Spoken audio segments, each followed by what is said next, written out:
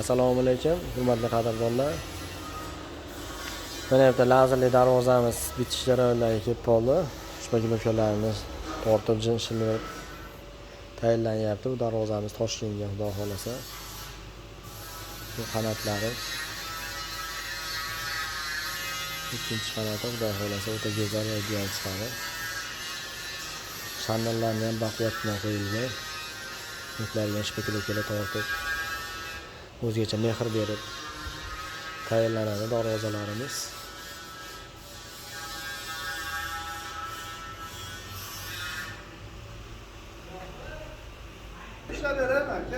Ishlar. Bu esa yana bitta ruchnoy darvozamiz. Yani high-tech fasondagi tavakkal. Qisqamiz yasayaptilar. Darvozalar o'ta go'zal va chiroyli chiqyapti. Darvozalarimizni profillarni 8x2 litr tayyorlaganmiz. O'ta baquvvat va mustahkam. Darvozalarimizni Porsche usulda tayyorlanadi. Bu hamkasblarimiz juda yaxshi bilishadi.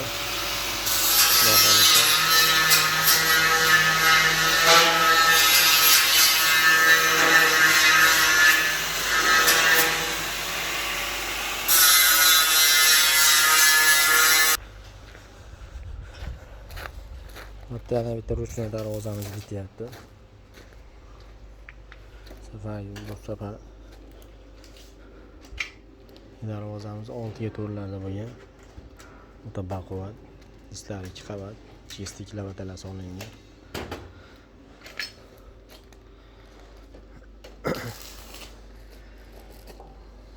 Darvozamiz ham Pors usulida kesilgan. Bu xolasi o'ta go'zal va ideal darajada. Hattoki kalitkalarigacha Pors qilingan. Betlarga ham qo'yib qo'yiladiki, suv kirmasligi uchun. Bu xolasa darvozamizni ham o'z egalariga chiroyli qilib topshiramiz. Mustahkam va baquvvat darvozamiz.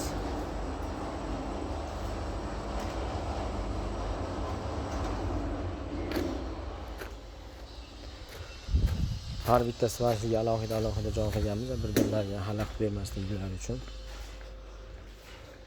Bu darvozamizni xonadonimizga, fortichkalariga chiroyli qilib tayyorlaganmiz, lazerli fasondagi. Ishxonamizdagi eng katta svarshilaridan Mavlonbek. Ashibkali high-tech darvozamiz. Islar 1.8, profillar 2li. Bu darvozamiz ham Porsche kesilgan. Xudo xolasa o'ta go'zal va ideal darajada chiqqan. Bu darvozamizni ramkalari xudo xolasa ishlari bor.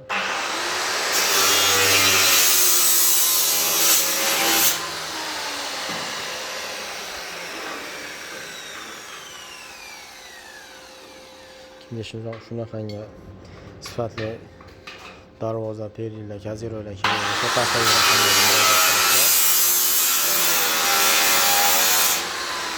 Xudo xolasa o'zimizning uyimizga qanday tayyorlagan bo'lsa, qolganlarga ham shunday qilib olib yasab o'rnatib beramiz.